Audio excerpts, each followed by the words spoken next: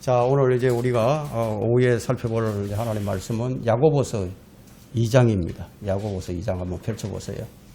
야고보서 2장 20절부터 23절까지 제가 받들어 읽겠습니다. 오 후황된 사람아, 행함이 없는 믿음은 죽은 것인 줄 네가 알고자 하느냐. 우리의 조상 아브라함이 자기 아들 이삭을 제단에 드렸을 때 그가 행함으로 말미암아 의롭게 되지 아니하였느냐. 믿음이 어떻게 그 행함과 더불어 작용하였으며 믿음이 행함으로 온전케 되었음을 네가 보느냐. 그리하여 아브라함이 하나님을 믿으니 그것이 그에게 의로 여겨졌느니라는 성경이 이루어졌고 그는 하나님의 친구라 불렸느니라. 오늘은 제가 이 말씀을 가지고 어떤 교리적으로 설교하기보다는 좀 영적으로 교훈이 될 수 있는 그런 설교를 하고자 합니다. 하나님의 친구가 되는 신앙이라는 이런 제목을 가지고 설교를 하도록 하겠습니다. 자, 그리스도인의 길이 정말 좀 순탄했으면 좋겠는데, 근데 왜 그렇게나 굴곡이 많고, 왜 그렇게나 시련이 많고, 왜 그렇게 고통이 많은지, 믿지 않을 때보다도 오히려 더 많은 시련이 닥쳐와요. 여러분, 그럼 우리만 겪는 것이 아니라 믿음의 사람들은 모두 예외 없이 이런 시련을 다 겪었습니다. 그래서 믿음의 길은 좁은 길이에요. 아주 좁은 길입니다. 여러분, 이 야곱의 길을 보면요, 정말 아름다운 인생이었다 이렇게 말할 수 없는 그야말로 역경의 길이었어요. 다윗도 마찬가지죠.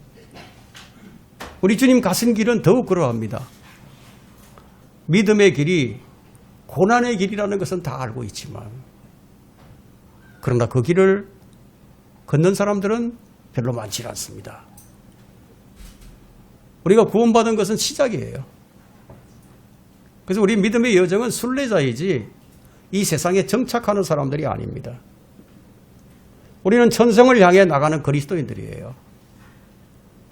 우리는 하나님의 자녀들입니다. 사랑받는 자녀들. 그렇다면 우리는 어떤 신앙으로 나가야 할까요? 이것이 오늘 우리가 나누고자 하는 말씀입니다. 우리의 믿음은 하나님과 친구가 된 믿음이라야 합니다. 말하자면 하나님의 마음에 맞는 사람이 되어야 한다. 하나님께 기쁨이 되는 사람이 되어야 한다. 그런데 우리에게 닥쳐오는 시련들, 그냥 시련을 참는 정도, 그 시련을 견디는 정도로서 이게 만족해서는 안 됩니다. 좁은 길을 걸으며 정말 하나님과 친구가 되어서 동행하는 그런 삶을 살아야 한다는 거예요. 성경은 분명하게 육신 안에 있는 사람들은 하나님을 기쁘시게 할 수 없다고 단정을 하고 있습니다. 뿐만 아니라 로마서 8장 13절에는 육신을 따라 살면 죽을 것이나 성령을 통하여 몸의 행실을 죽이면 살리라. 자, 이 말씀이 이 말씀대로 하나님께서 만약 즉각 이 말씀을 시행해 버린다면 아마 우리 여기 앉아 있는 분은 아무도 없을 거예요. 다 이미 죽었을 겁니다. 그만큼 하나님은 자비하세요. 오랜 시간을 기회를 주시고 또 기회를 주시고 또 기회를 주시는 거예요. 그런데 바울은 이제 이런 말씀을 기록하고서 그는 뭐라고 얘기하느냐? 날마다 자신은 죽는다고 그런 말을 합니다. 왜냐하면 육신이 죽지 않으면 안 된다는 말을 하고 있는데, 그러면 내가 어떻게 내 육신을 죽일 수 있을까요? 그 생각에 앞서서 우리는 생각해야 할 것이 있는데, 그게 뭐냐? 내가 어떻게 하면 내 육신을 죽일 수 있을까? 이 생각에 앞서서 해야 할 생각이 있다는 거예요. 그게 바로 어떻게 하면 하나님을 기쁘시게 할 것인가? 이 생각부터 먼저 해야 합니다. 여러분, 내 스스로 내 육신 못 죽여요. 죽일 수 없어요. 오직 성령을 통해서만 가능합니다. 자, 우리는 거듭났지만 우리 육신은 여전히 이 죄가 있고요. 내 속에서 악한 생각과 충동들이 막 이 충동질이 올라오기 때문에 그래서 우리는 그것을 어떻게 죽일까 생각하기 앞서서 먼저 어떻게 하나님을 기쁘시게 할 수 있을까 이런 생각을 해야 한다는 거예요. 사람들은 이런 질문을 합니다.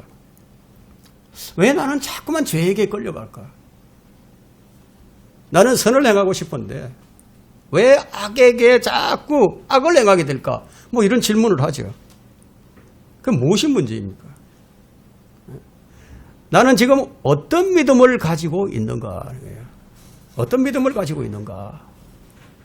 죄를 짓지 않으려고 애를 쓰는 그런 수준으로서는 결코 죄를 이길 수가 없어요. 우리의 마음 자세는 어떻게 해야 하느냐? 나를 구해주신 하나님의 은혜. 나를 구해주신 하나님의 은혜.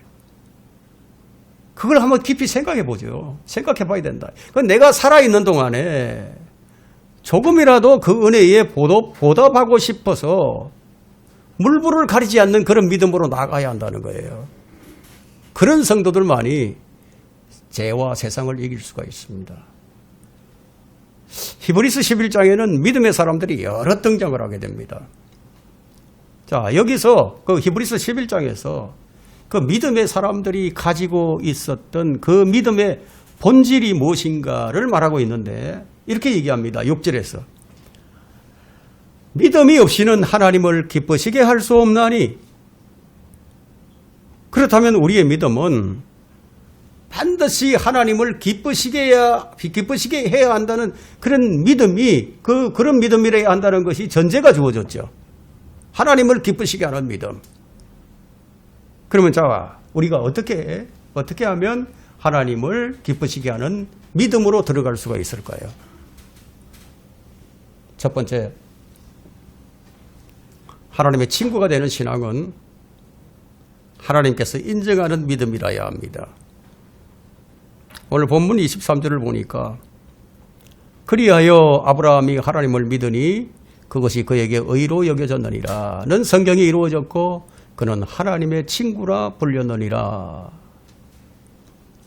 창조주 하나님께서 아브라함을 기억하시면서 이 사람이 나의 친구다. 이런 선언을 하신 거예요.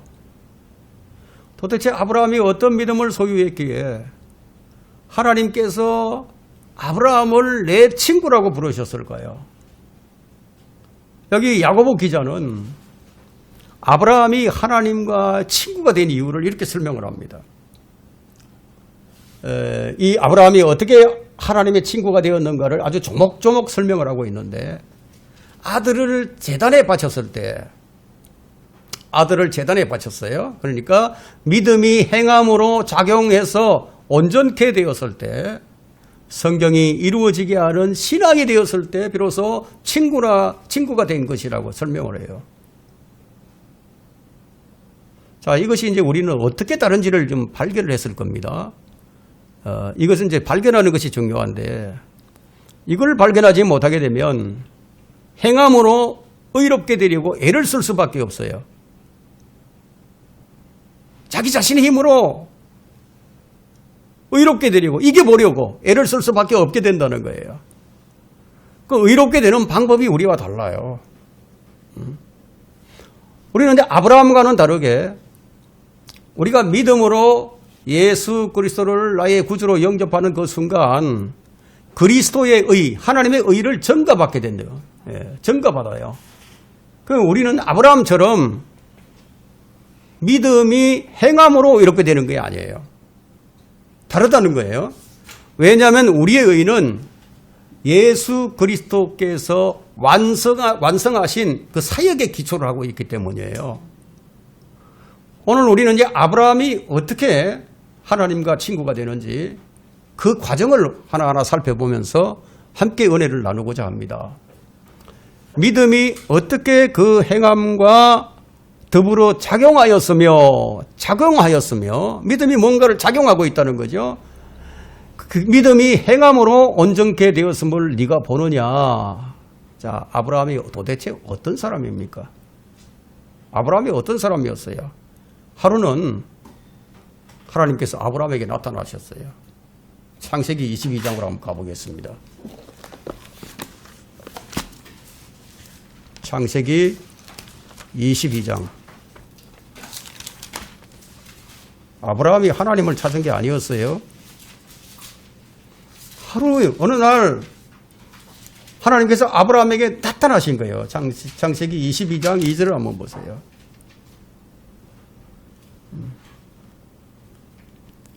자, 하나님께서 말씀하시기를 네 아들 곧 네가 사랑하는 네 독자 이삭을 이제 데리고 모리아 땅으로 가서 산들 중에서 내가 네게 일러줄 한 산에서 그를 번제로 드리라 하시더라. 이제 갈대아 우르에서 나와가지고 세월이 참 많이 지났어요. 이제 100세도 넘었고 이제 약속의 아들 이삭을 이제 얻게 되었죠. 그런데 이제 이삭이 이제 17살이 됐으니까 이 아브라함의 나이가 117세가 됐습니다. 117세. 근데 여기서 이제 중요한 것이 뭐냐? 장소가 정해졌다. 장소가 정해져 있다. 그리고 재물이 정해져 있어요. 무슨 말씀이죠? 이것은 정해진 대로 해야 된다는 것을 알려주는 거예요. 정해준 대로. 이 말은 그분께서 원하시는 방식대로 해야 한다는 거예요. 가장 사랑하는 독자 이삭을 바쳐야만 하는 아브라함. 자, 이 말씀에 여러분이 공감을 하려면은 아브라함의 마음이 어떠한지를 좀 이해를 해야 됩니다. 이 말씀을 들은 아브라함의 마음이 어땠을까요? 아니 100세가 넘어서 아들을 줘놓고 또 뺏어가? 이런 마음이었을까요? 그렇지만 이 말씀을 듣는 순간에 청천벽력이었겠죠. 여러분이 이런 명령을 받게 되면 어떤 생각이 들까요? 그런데 아브라함은 순종합니다. 순종해요. 그럼 아브라함은 어떤 믿음이었기에 순종했을까요? 어떤 믿음을 가졌기에? 자, 우리는 신약 성경에서 주님께서 하신 말씀을 이제 기억을 하게 됩니다. 자, 어떤 것을 기억해야 되냐면은 우리가 하나님께 뭔가를 드릴 때 내 것을 가지고 드리면 안 돼요. 우리 주님 말씀하시기를 카이사의 것은 카이사에게, 하나님께서 주신 것은 하나님의 것은 하나님께 바치라. 하나님의 것은 하나님께, 카이사의 것은 카이사에게. 자, 이 말씀을 기억한다면, 자, 독자 이삭을 바치라고 명령하신 하나님은 전혀 이상한 분이 아니에요. 그죠? 전혀 이상한 분이 아니에요. 왜냐하면 이삭은 하나님께서 주신 약속의 자녀니까. 이삭은 아브라함의 것이기 이전에 누구 것이에요? 하나님의 것이죠. 그 하나님께서는 정당하게 내 것을 달라고 이제 명령하신 거예요. 우리 인간의 입장에서 보면은 이건 좀 이해가 안 되는데 하나님 입장에서 보면 이건 뭐 정당한 거다 이거예요. 그럼 여기서 우리가 주목할 것은 무엇을 주목해야 되느냐? 생각할 수 있는 시간이 많이 주어졌다는 거예요. 예? 생각할 수 있는 시간. 이건 뭘 의미하느냐? 마음을 바꿀 수 있는 기회가 많아졌다는 것을 의미하죠. 여러분 3일 길을 가야 돼요. 걸어서 3일 길을 가려면은 꽤 먼 거리죠. 왜 3일 길을 가서 가라고 하셨을까요? 3일이면 충분히 생각할 수 있는 시간이에요. 그럼 아브라함은 이 3일 길을 가면서 많은 감정이 교차하겠죠. 생각할 수 있는 충분한 시간을 아브라함에게 주신 거예요. 이런 생각을 하겠죠. 왜 하나님 왜 이런 명령을 하셨습니까? 도대체 이유가 무엇입니까? 그런 생각을 할 수 있겠죠. 만약 여러분이 이런 상황에 놓였다면 이것은 주님께서 우리의 믿음을 확인하시는 방법이라면 그러면 여러분은 동의할 수 있겠어요? 하나님께서 내 믿음을 시험하는 방법이다. 그러면 여러분이 이해할 수 있겠느냐고, 동의할 수 있겠느냐 이거예요. 혹시 내가 좀 잘못 들은 게 아닐까? 하나님은 절대로 이런 분이 아닐 텐데 뭐 별 생각을 다 할 수 있는 충분한 시간이죠. 3일이 주어졌단 말이에요.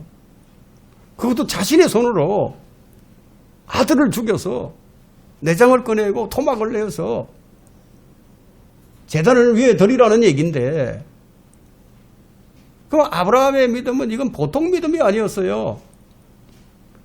히브리서 11장을 보면 어떤 믿음을 가지고 있었느냐면 하나님께서 그를 다시 살리실 줄 믿는 그런 믿음을 가졌었다고 지금 얘기를 해요. 오늘날로 얘기하면 부활의 신앙을 가지고 있는 거죠. 아무리 그렇다 하더라도 그 아브라함의 마음이 참 어떻겠습니까? 그야말로 찢어지는 그런 고통이 있었겠죠. 그런데 하나님께서는 3일길을 가는 동안에도 침묵하고 계세요. 그 침묵이 아들을 묶어놓고 제단 위에서 칼로 내리치려고 하는 그 순간까지 계속이 됩니다. 하나님의 침묵이. 도대체 응답이 없어요. 이게 뭐 내가 아무리 질문을 하고 그래도 침묵하고 계신다. 그래서 하나님께서 침묵하실 때 인간은 깊은 고뇌 속으로 들어가게 됩니다. 침묵하고 계실 때. 하나님의 침묵 속에서 이제 아브라함이 이제 자신의 믿음을 입증하는 순간인 거예요. 우리 삶에는 여러 가지 고통이 찾아와요. 그때마다 우리는 하나님께 부르짖게 되죠. 왜 제게 이런 가혹한 시련을, 왜 이렇게 가혹한 시련을 주십니까? 자식이 병에 걸려 누워있고 실직을 하고, 하나님 이제 제가 어떻게 살아야 합니까? 이 고통을 거두어 주옵소서. 아니면 그 고통의 이유만이라도 알려주십시오. 고통 가운데서 절규하면서 기도를 하는데 하나님께서 침묵하고 계세요. 그래, 낙심하지 마세요. 우리에게만 침묵하는 게 아니라 아브라함에게도 침묵하셨어요. 아브라함의 마음속에 수많은 질문들이 있었겠지만 그는 고통을 받아들이고 순종을 합니다. 그래서 시험에 합격을 한 거예요. 시험에. 이것이 하나님께서 아브라함을 친구라 불러주신 이유입니다. 만일 누군가가 견디기 힘든 그런 고난 속에서 도무지 이해할 수 없는 그런 고통을 받고 있는데 하나님께서 계속해서 침묵하고 계신다면 그때가 하나님과 친구가 될 수 있는 그러한 시간이 주어진 겁니다. 왜냐하면 순종할 것이냐 아니면 불순종할 것이냐, 이건 기로의 시간입니다. 자, 이거 본문에 보니까 믿음이 행함으로 작용한다고 했는데 이것은 행동하는 믿음이죠. 실천하는 믿음이에요. 그럼 행동하는 믿음은 하나님을 사랑하는 것과 연관이 되어 있습니다. 자, 주님께 향유를 부었던 그 여인에게 우리 주님께서 감동을 하셨어요. 이 일은 복음이 전해지는 곳마다 기념이 되어야 한다고 그런 말씀을 하셨어요. 그럼 그 여인은 어떤 믿음이었습니까? 행동하는 믿음이었다 이거예요. 마음에만 간직하는 그런 믿음이 아니었어요. 행동하는 믿음이었다. 두 번째, 하나님의 친구가 되는 신앙은 고난 중에서도 하나님의 명령에 순종해야 합니다. 아브라함은 고뇌 속에서 하나님의 친구가 되었습니다. 여러 가지 시험과 역경, 고통이 우리에게 다가옵니다.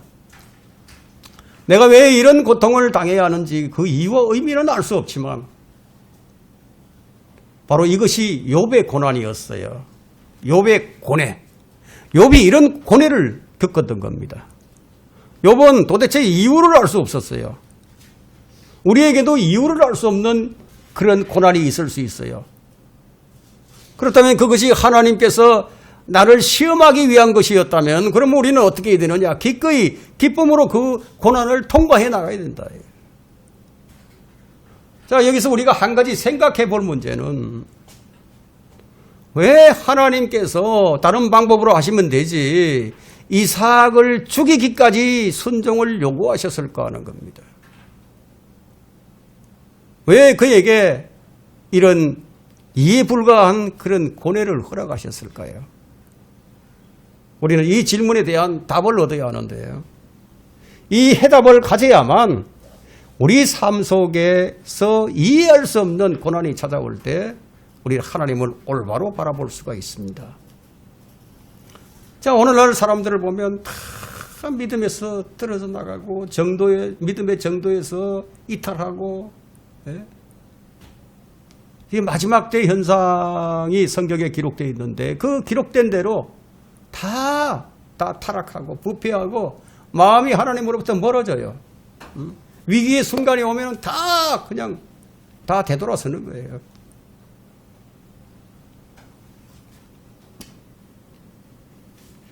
하나님께서 우리에게 어떤 고난을 허락하실 때는 그게 분명한 이유가 있습니다.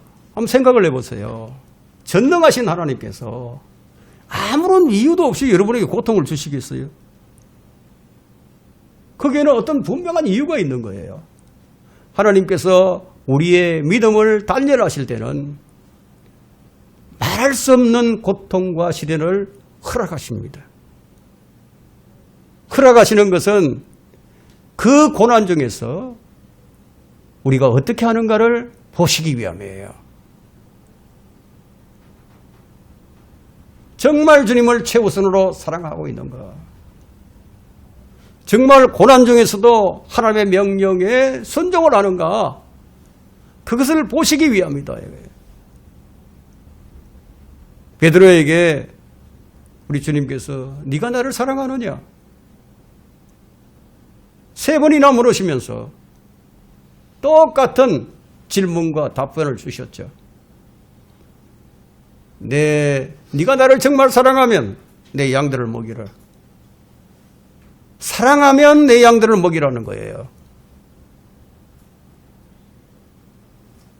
베드로는 이전에도 주님을 사랑했지만 근데 그 이전의 사랑은 인간의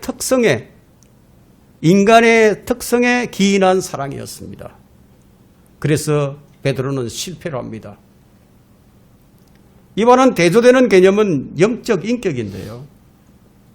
참된 고백은 인간의 특성이 아닌 영적인 단계에서 주님을 향한 사랑의 고백이어야 한다.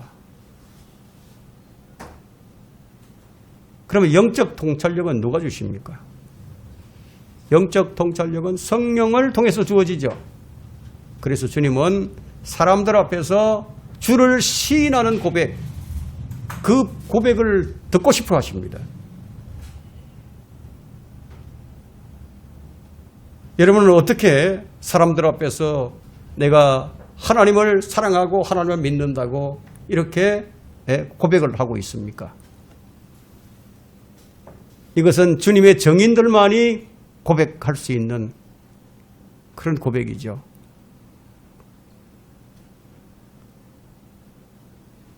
거리 설교자들은, 복음을 전하는 자들은 하나님을 시인하는 사람들이에요. 사람들 앞에서. 부끄러움 없어요. 주저함이 없어요.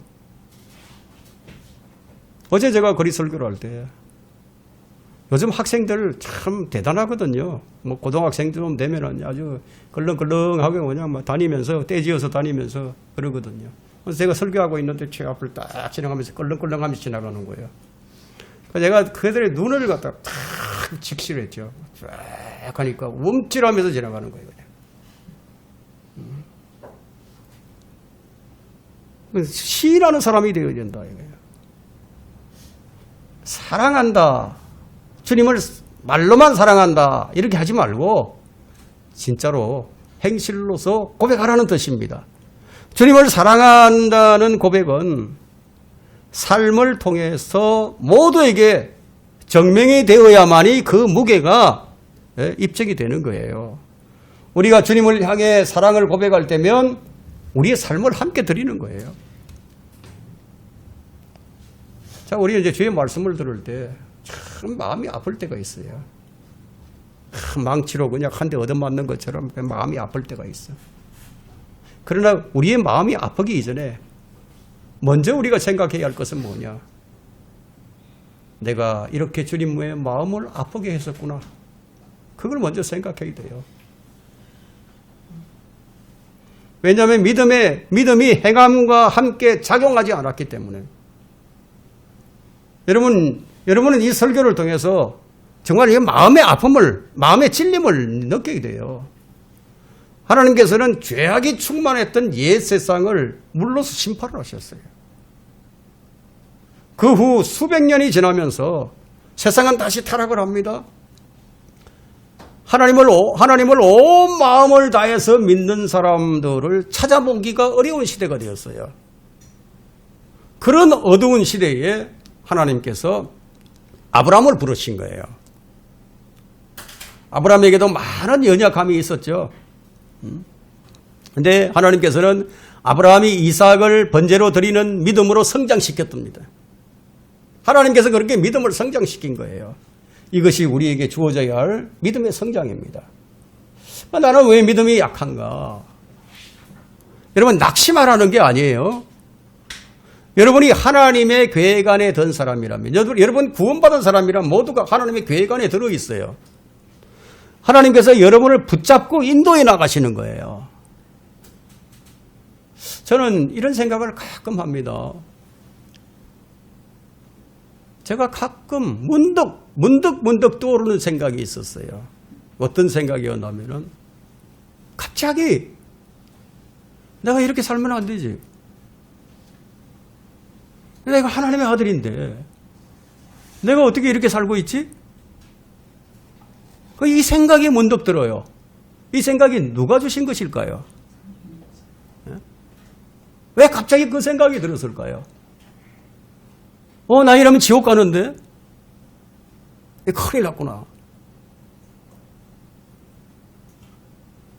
나 정말 용서받지 못할 죄를 지었네. 어떻게 하지? 이 지옥의 문제를 어떻게 해결하지? 그 생각이 왜 갑자기 들었을까요? 그래서 하나님께서 나를 인도하셨다는 증거예요. 다른 말로는 해석이 안 돼요. 왜 갑자기 그 생각이 듭니까? 고난 중에 있는 것도 아니고, 형편이 어려운 것도 아니고, 잘 나가고 있는데.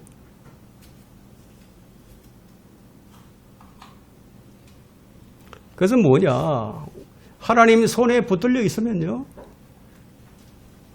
내가 그분의 손을 놓지만 않는다면 하나님께서는 반드시 어떤 결과를 만들어서 여러분을 귀한 그릇으로 빚으시는 거예요.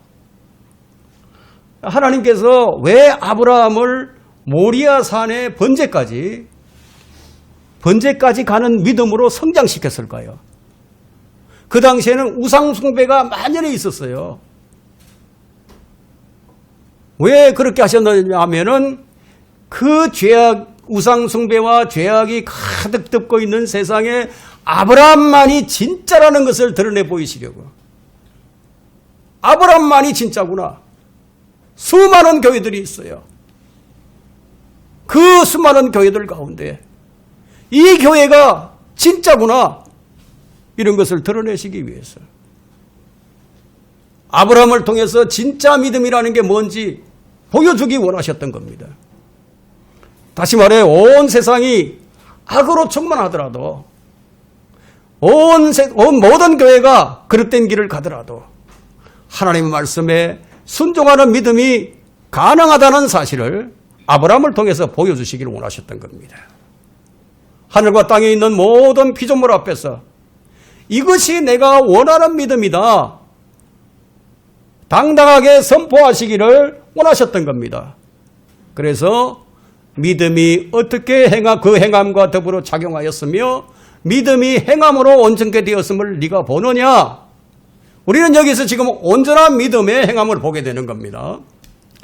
만일 여러분에게 고난과 시련이 찾아왔다면 여러분을 통해서 이 세상에 진짜 믿음이 있는 것을 보여주시기 위함이다. 여기 진짜가 있다. 네가 진짜다. 여러분의 믿음의 순종을 통해서 이것이 진짜 믿음이다.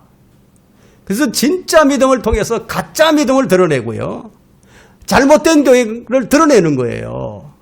우리는 시련과 고난 속에서도 주의 말씀에 순종하는 믿음을 입증해 보여야 합니다.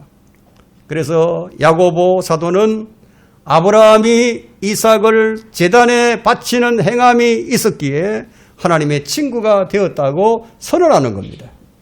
지금 온 세상은 죄로 뒤덮였어요. 교회들은 다 타락해서 배교로 뒤덮였어요. 진리가 무엇인지도 모르고 참되게 믿는 것이 무엇인지도 모르는 시대가 되어버렸습니다. 진리가 혼탁하게 되어버렸어요. 참된 믿음이 무엇인지 혼란스럽게 되어버렸습니다. 그래서 지금의 교회들은 영적으로 죽어 있어요. 차지도 않고 덮지도 않고 미지근한 교회. 이때 하나님께서 필요한 것이 무엇일까요? 진짜가 필요하다. 무엇이 참된 믿음이고 무엇이 참된 진리인지 보여주는 하나의 본이 필요했던 겁니다. 여러분, 주님의 제자가 아무나 되는 것이 아닌 것처럼 친구도 아무나 되는 거 아니에요. 선물로 받은 믿음을 입증하는 믿음을 가진 아브라함과 같은 친구가 필요한 거예요. 타락한 인간이 여러분 하나님 말씀에 순종할 수 있겠어요? 타락한 인간이 어떻게 연약한 인간이 죄를 이길 수가 있겠습니까? 그러나 우리가 할 수 있는 것이 있어요. 하나님을 믿는 것은 할 수 있어요. 하나님 믿는 것. 믿기만 하면 누구나 다 구원을 받아요. 그러나 여기에서 머물러 버린다면, 구원받은 것으로 머물러 버린다면 그건 죽은 믿음이 되는 거예요. 행함이 없는 믿음은 죽은 믿음이에요. 참된 믿음에는 반드시 행함이 따른다. 이것을 입증하기 위해서 주님은 죄인들을 부르시고 구원하여 그 믿음을 입증하도록 때로는 여러분들에게 고통을 허락하시는 겁니다. 그래서 성도들은 고난 속에서도 여전히 믿음을 지키고 하나님을 신뢰하고 순종하는 모습을 보여줄 때 주님께서는 그를 드러내시면서 여기 내 친구가 있다. 여기 내 진짜 정인이 있다. 이렇게 자랑하시는 거예요. 우리가 하나님의 자랑이 되어야 하지 않겠습니까? 이것은 죄인들이 변명할 수 없게 만드는 거예요. 정인들을 통해서 내가 말해주지 않았느냐? 내가 내 정인들로 네게 말하지 않았느냐? 변명할 수 없다는 거죠. 하나님께서는 사람이 하나님의 말씀에 순종할 수 없다고 말하는 입을 막는데 정인이 필요했다는 겁니다. 어떤 정인이 나와서 하나님의 말씀이 참되시다는 것을 입증해줘야 하는 거다. 증거를 해줘야 된다. 그래서 주님은 우리를 그리스도의 정인으로 삼기 위해서 우리에게 단련시키는 거예요. 우리를 단련시킨다. 하나님이 참되시다는 것을 입증하는 믿음, 이것이 그분의 정인들을 부르시는 이유예요. 그래서 매 시대마다 그분의 정인들이 나와서 하나님의 말씀이 진리라는 사실을 입증하는 거예요. 그들이 누구입니까? 누가 그분이 참되시다는 것을 입증하며 살아갑니까? 이 시대의 성경대로 믿는 우리들이에요.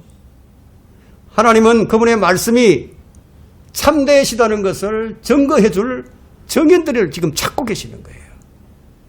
내가 희생되더라도 하나님이 참되시다는 것을 보여줄 그런 믿음이 있는 친구가 아브라함 이후에 있었어요. 누구일 것 같습니까? 바로 침례인 요한이었습니다. 여러분에게 감당하기 어려운 시련이 있으십니까? 순종하기 힘든 말씀 때문에 고민하고 있으십니까? 그것은 여러분에게 하나님의 친구가 될 수 있는 기회를 주신 거예요. 우리는 하나님을 기쁘시게 하는 믿음으로 나아가야 합니다. 거기에서 우리가 풀어야 할 모든 영적인 문제들이 해결이 되는 겁니다. 하나님께서는 옛 세상을 심판하기 전에 보여주신 정인이 있었어요. 그 정인이 노아였습니다. 노아는 세상을 정죄하기 위해서 부름을 받은 사람이었어요. 히브리서 11장 7절에 보게 되면 믿음으로 노아가 믿음으로 했다고 얘기합니다. 믿음으로 노아는 아직 보지 못한 일들에 대해 하나님의 경고하심을 받고 두려움으로 행하여 방주를 예비함으로 자기 집안을 구원하였으니 그것을 통하여 세상을 정죄하고 믿음에 의한 의의 상속자가 되었느니라. 여러분 너무나 분명하지 않습니까? 하나님께서는 그 노아의 믿음을 통해서 세상을 정죄하신 거예요. 그 당시 노아를 통해서 세상을 어떻게 정죄하셨는가? 예? 하나님의 정죄는 그 과정과 순서가 매 시대에 항상 동일합니다. 하나님께서 그 시대에 의인 노아를 부르셨어요. 노아를 하나님께서 부르셨다. 창세기 6장 9절에 보니까 이것이 노아의 내력이라. 노아는 의인이요 그 당대의 완전한 사람이었으며 하나님과 동행하였더라. 그러니까 하나님과 동행한다는 것은 하나님과 이렇게 손을 잡고 가는 친구라는 얘기죠. 그 당시 이 세상은 모두가 하나님의 말씀을 듣지도 않고 순종하지 않았는데 노아 한 사람 너만이 내 말을 믿고 순종했다. 그래서 너는 의인이고 완전한 자며 나와 동행하는 친구다. 이게 하나님의 선언이었습니다.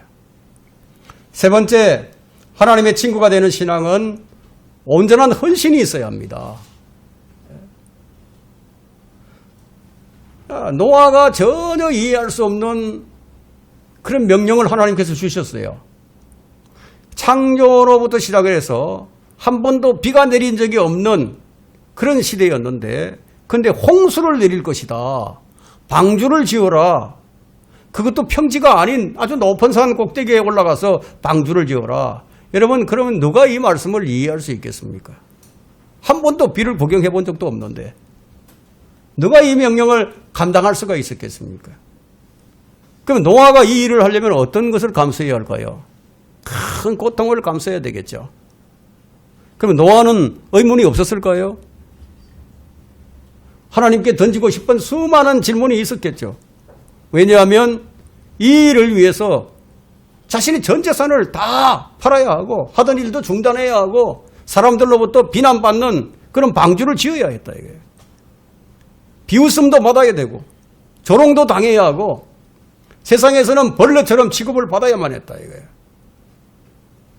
그럼 자신은 그렇다 치더라도 자기 가족들은 감당하기 어려웠겠죠. 노아는 얼마나 기도했을까요? 수없이 기도하고 또 기도했을 거예요. 그런데 하나님께서는 침묵하시는 거예요. 노아는 하나님의 명령을 도무지 어길 수가 없었어요. 왜냐하면 그것이 하나님의 입에서 나온 것이었기 때문에. 믿음은 여기서 이렇게 드러나는 거예요. 확고한 결단이 필요하죠. 믿음에는 결단이 필요합니다. 노아는 모든 걸 다 바쳐서 순종을 합니다. 세상은 그를 120년 동안 조롱을 합니다. 120년 동안 의의 전파자가 되어가지고 이제 비가 와서 이 세상을 멸망시킬 것이다. 홍수가 날 것이다. 하고 다 외쳤지만 아무도 단 한 사람도 받아들이지 않았습니다. 그러나 그는 하나님과 동행하는 삶을 살았습니다. 이것이 하나님을 기쁘시게 하는 믿음이었어요. 지금 저는 우리에게 실제로 일어날 수 있는 일들을 얘기하고 있는 거예요. 때로는 우리가 직면할 수 있는 하나님의 침묵, 우리 주변, 우리 가족들 큰 고통 속에서 하나님을 향해 부르짖는데도 불구하고 여전히 침묵하시는 하나님. 질병으로 죽어가고 있는데 온 교회가 한 마음이 되어서 기도하는데 침묵하시는 하나님. 이때 필요한 것이 하나님을 기쁘시게 하는 믿음이 있어야 된다. 왜 하나님께서는 우리가 감당할 수 없는 어려운 시험을 주실까요? 왜 우리가 감당하기 어려운 그런 말씀들을 주실까요?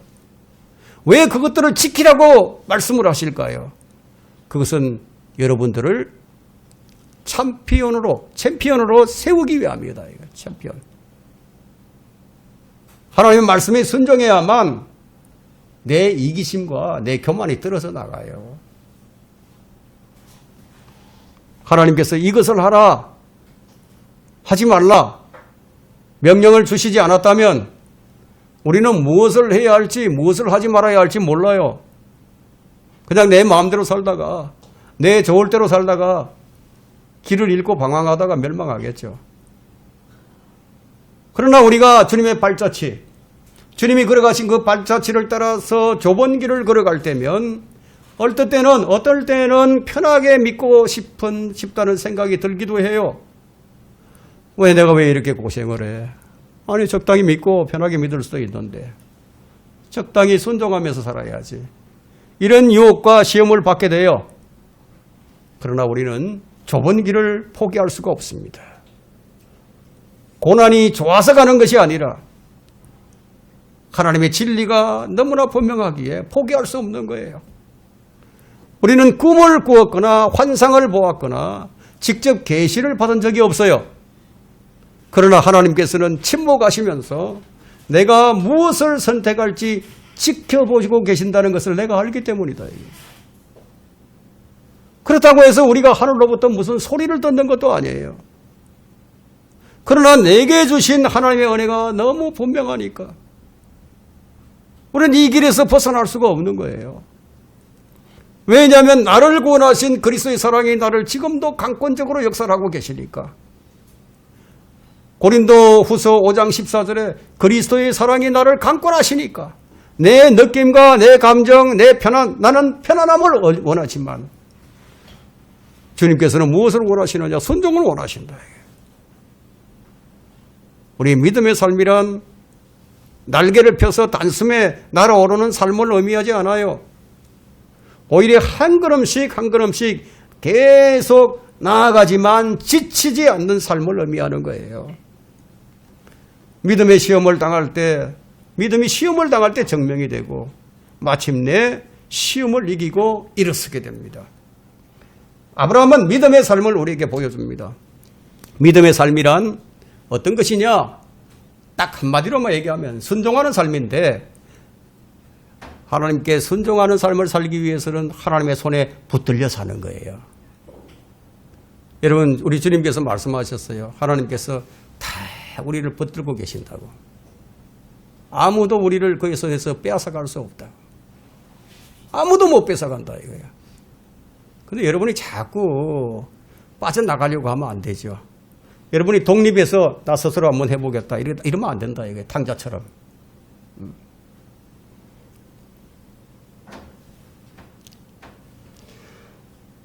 자, 우리 오늘날 교회 안에 가장 큰 잘못된 신앙이 있다면 뭐냐? 기복신앙이에요. 기복신앙. 기복신앙을 가진 사람들은 하나님의 자녀들은 반드시 복을 받아야 된다. 자녀들이 성공해야 하고 가족들이 건강해야 한다고 그렇게 생각을 해요. 수많은 사람이 이것을 믿고 따라가요. 그러나 성경에 나오는 의인들은 말할 수 없는 고통을 당했어요. 욥은 하루아침에 모든 것을 다 잃었어요. 그의 아내와 친구들은 그것이 저주를 받았기 때문이라고 말했지만 성경은 욥을 가리켜서 뭐라고 얘기합니까? 그는 의인이다. 하나님의 친구라고 얘기합니다. 어떤 의인의 자식들은 성경에 나오는 어떤 의인의 자식들은요. 하나님을 대적하다가 멸망합니다. 여러분, 의인이라고 다 성공하는 거 아니에요. 의인이라고 해서 다 건강한 것도 아니에요. 여러분에게 이런 일이 닥친다면 어떻게 할 것인가? 생각을 해봐야 되겠죠. 사람은 사고할 줄 알아야 돼요. 생각할 줄 알아야 됩니다. 정말 하나님을 잘 믿었는데 갑자기 병이 생겼어요. 정말 주님을 최선으로 섬겼는데 근데 인생이 잘 풀리질 않아. 근데 가정에 우환이 생겨. 이럴 때 어떻게 해야 되는가 이거. 여러분이 그런 상황일 때 기도해야 됩니다. 어떻게 기도해야 될까요? 주님, 저는 이 고통을 허락하신 이유와 목적을 알 수가 없습니다. 그렇지만 저는 주님을 신뢰합니다. 저는 주의 자비를 믿고 주의 은혜를 주의 완전한 사랑을 저는 믿습니다. 이런 시련 속에서도 내가 어떻게 주님을 기쁘시게 해드릴 수 있고 내 믿음을 주님께 입증해 보일 수가 있을까요? 내가 어떻게 하면 이 고통 중에서도 주님의 뜻을 이룰 수가 있을까요? 주님이 가르쳐 주시면 순종하겠습니다. 자, 이런 기도를 주님께 드리면 주님께서 뭐라고 하실까요? 야, 네가 내 마음을 아는구나. 네가 내 마음을 아는구나. 그러면 우리 주님께서 하늘의 천사들 앞에서 이 사람이 내 친구다. 아브라함에게 하셨던 것처럼 그렇게 하실 거죠. 여러분은 하나님의 친구로 불리고 싶지 않습니까? 우리 신앙에서 꼭 점검해야 하는 포인트가 있어요. 우리가 영적인 사람인지 아니면 육적인 사람인지를 아는 거예요. 성경 말씀이 여러분 마음속에서 이 적용이 되고 있음이 감사함으로 고백이 된다면 분명히 그는 영적인 사람이에요. 그러나 하나님의 말씀이 부담스럽고 하나님의 말씀이 내게 불편하게 느껴진다면 그 사람은 육적인 사람이에요. 아브라함은 하나님의 부름을 받아 갈대아 우르를 떠났어요. 갈 바를 알지 못했지만 믿음으로 떠났어요. 그는 고난 속에서 계속 성장해 나갑니다. 100세가 되어서야 이삭을 얻어요. 그때까지는 하나님의 친구가 아니었어요. 아브라함이 하나님의 친구가 된 것은 언제였던가? 그 어떤 상황에서 하나님의 친구가 된 것인가? 하나님의 친목 속에서. 이삭의 목을 향해 칼을 높이 찢겨들었을 때, 여러분, 순종은요 흉내가 아니에요. 순종은 실제적인 거고 믿음은 결단이 필요하고 온전한 순종이 필요해요. 그때 아브라함이 이삭을 번제로 바쳐진 그곳이 갈보리 십자가가 세워졌던 그 장소가 되었습니다. 그곳에서 아브라함은 하나님의 친구가 된 것이었어요. 아브라함은 자신이 사랑하는 것으로 시험을 받았습니다. 가장 사랑하는 것으로 하나님께서 가라고 한 것으로 갔죠. 부활을 믿고 희생제물로 바쳐지는 어린 양을 믿었어요. 하나님께서 자신을 그 어린 양으로 주신다는 사실을 믿었습니다. 아브라함이 한 위대한 예언이 있습니다. 창세기 22장 8절에 아브라함이 위대한 예언을 하는데, 아브라함이 말하기를 내 아들아, 하나님께서 자신을 번제에 쓸 어린 양으로 마련하실 것이라. 우리 한글 킹제임 성경이 이렇게 번역이 됩니다. 아브라함은 그 예언의 의미를 깨닫고 한 말인지는 모르겠지만 이것은 하나님 자신이 어린 양이 되실 것이란 예언이에요. 아브라함이 하나님의 친구가 되기까지 긴 여정이 필요했습니다. 이처럼 하나님께서는 우리 인생 전체를 바라보시면서 모리아산의 경험까지로 인도해 나가신다는 겁니다. 왜냐하면 그곳에서 하나님의 친구가 될 수 있었기 때문입니다. 우리가 잠시 받는 고통과 순종하기 어려운 시험이 우리를 하나님과 친구가 되게 만드는 은혜라는 사실을 우리가 이해를 해야 합니다. 깨달아야 한다. 우리의 믿음으로 하나님의 인도하심을 따라가야 합니다. 중단하거나 포기해서는 안 됩니다. 쓰러지고 넘어지더라도 끝까지 일어나서 가야 된다. 여러분, 이 성경에 나오는 믿음의 사람들 중에 실패하지 않은 사람이 단 한 사람도 없어요. 모두가 실패했습니다. 그러나 그들은 포기하지 않았습니다. 다시 일어나서 걸어갔습니다. 하나님께서 나를 인도하시는 과정 중에는 실패하는 과정도 들어있는 거예요. 어디까지 가야 하는가? 하나님의 마음을 알고 하나님의 뜻을 아는 데까지 가야 합니다. 하나님의 침묵을 이해하는 데까지 가야 된다, 이게. 그래서 우리가 하나님의 침묵을 이해하게 되면 우리는 하나님의 친구가 됩니다. 하나님의 친구가 되면 하나님을 기쁘시게 하는 삶을 살게 됩니다. 주님께서는 우리가 어떻게 주님의 친구가 되는지 분명하게 말씀해 주셨습니다. 여러분, 요한복음 15장 14절 한번 보겠습니다.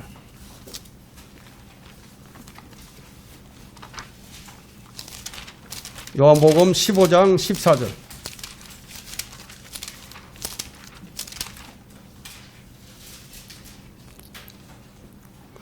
내가 명령한 대로 너희가 행하면 너희는 나의 친구들이라.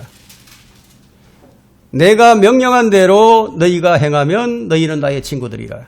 이 말씀을 우리는 가볍게 생각해서는 안 됩니다. 아브라함은 하나님께서 명하신 대로 행하였기에 친구가 되었습니다. 노아는 하나님께서 명하신 대로 했기 때문에 그분과 동행을 했습니다. 우리 주님께서는 내가 너희에게 명령한 대로 행하면 너희는 나의 친구들이라고 하셨습니다. 주님께서 우리에게 당부하신 명령들을 한번 생각해 보세요. 우리가 구원받아 거듭났다고 해서 하나님의 제자가 곧바로 되는 것이 아니듯이 우리가 거듭났다고 해서 다 하나님의 친구가 되는 게 아니라는 거예요. 바울은 뭐라고 얘기하고 있습니까? 고린도후서 13장 5절에서 말씀하기를 너희가 믿음 안에 있는지, 어디에 있는지, 믿음 안에 있는지 너희 자신을 시험하고 스스로 입증하라. 예수 그리스도께서 너희 안에 계신 것을 스스로 알지 못하느냐? 그렇지 못하면 너희는 버림받은 자들이라. 무슨 말씀이에요? 믿음은 입증되어야 한다는 거죠. 오늘 이 아브라함을 통해서 그것을 우리에게 보여주고 있습니다. 성령께서 내 안에 계시면 우리가 해야 할 일은 그분이 역사하실 수 있도록 해야 한다는 거예요. 성령께서 역사하실 때 우리는 순종하면 돼요. 순종. 결정하는 순간에 성령께서 역사하시도록 우리를 내어드리는 영적 민감성이 필요하다. 그런데 이런 참 다 내 자신을 내어드린다. 내 자신을 맡긴다. 이게 참 말이 쉽지가 않다 이거예요. 그죠? 마음이 뜨거워지는 경험은 낙향하던 엠마오로 가던 두 제자를 예루살렘으로 다시 돌이키게 했습니다. 변화산에서의 경험은 베드로와 야고보와 요한을 변화산에 머물게 하지 않았습니다. 그 체험을 가지고 변화산 아래로 내려오게 만들었습니다. 주님을 만난 경험은 주님의 빛을 따라서 순종하면서 삶을 사는 거예요. 신앙의 비결은 뭐냐? 믿음이 행함으로 작용하는 데 있습니다. 우리는 여기서 하나님께서 우리 삶에 어떻게 개입하셨는가를 아는 거예요. 말씀을 정리하도록 하겠습니다. 아브라함은 시험을 받을 때 그가 받은 하나님의 약속을 기억했습니다. 기억하는 것이 중요해요. 네 씨라 불리는 자가 이삭에게서 난 자라고 하셨으니 이 말씀을 기억했어요. 그는 하나님께서 이삭을 살리실 수 있으리라고 믿었어요. 아브라함이 믿음을 입증할 수 있었던 것은 부활신앙이 있었기 때문이에요. 지금 우리에게 부활신앙이 얼마나 중요한지 몰라요. 우리는 부활신앙과 재림의 신앙을 가지고 있어야 합니다. 여러분은 하나님의 저울에 달릴 만큼의 그 믿음이 분량이 됩니까? 하나님께서는 믿음 없는 자는 시험하지 않으세요. 믿음이 있는 자를 시험하는 거예요. 믿음의 무게가 얼마나 되는지. 여러분, 사람은 경험해 보지 않으면 잘 몰라요. 그래서 하나님께서는 시험으로 여러분들의 믿음을 단련시키는 거예요. 아브라함이 경험한 시험은 어느 정도 성숙된 믿음을 가진 사람들에게 다가옵니다. 아직 어린 믿음을 가진 자들에게는 이런 시험 안 주세요.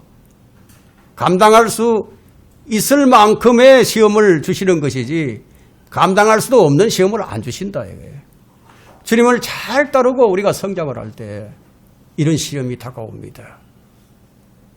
그때 이런 말씀이 우리에게 위로가 되고 큰 도전이 되겠죠. 힘이 되겠죠. 여러분 중에 이런 시험을 당한 자가 있다면 그것을 능히 감당할 수 있는 믿음이 있기 때문에 여러분들에게 그 시험을 주시는 거예요. 우리 모두 우리의 믿음을 스스로 입증함으로써 작용하는 믿음을 가지고 하나님의 친구가 되어야 할 것입니다.